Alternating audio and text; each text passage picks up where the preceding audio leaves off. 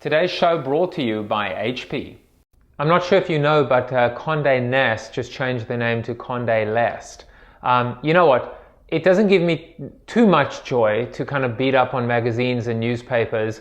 And of course, I did an episode called This Is the End, talking about the fact that paid media is shrinking and will continue to shrink.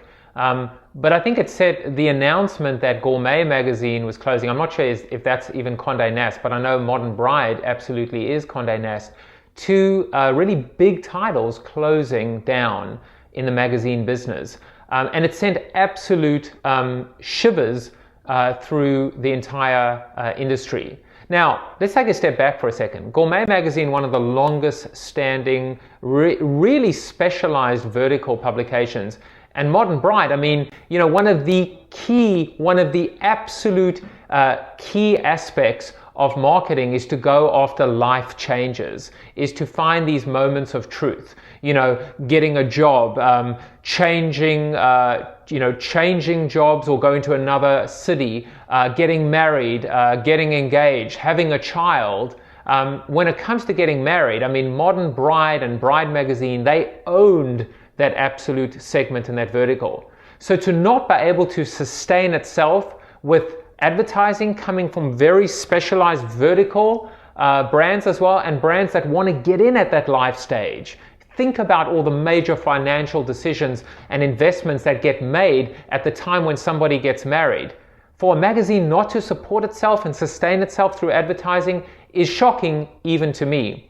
Now, it's a little kind of bittersweet as well, because I remember I went down to Jamaica about 3 or 4 years ago. You know what? Actually, it was more like 4 or 5 years ago. And I spoke to Conde Nast and I spoke to Bride magazine and Modern Bride magazine. And I remember a slide where I spoke about I called it interconsumptibility. You know, a made up word, but yet the meaning itself was not. Interoperability for media consumption. I said to them there and then that day, I said to them, you have to think about your website on a par with your magazine. You cannot hold your magazine up here and think about and delegate or relegate, I should say, your web presence down there. If you can figure out how to kind of hold them on par, create some parity and then synchronize them together, that's how you win. They never listened to me, and this is not about I told you so, but I can't help but wonder if they had listened, might that magazine still be around today? The other significant announcement, I guess, is in the over the pond, on the other end of the pond in the UK. The Evening Standard, one of the newspapers there, is now free. They're giving away the newspaper. Now, I can look at it two ways. One is I can say that's pretty smart and progressive to give away the newspaper. Why? Because ultimately, where's your bread buttered? Where are you really getting your revenues? From subscription or from advertising?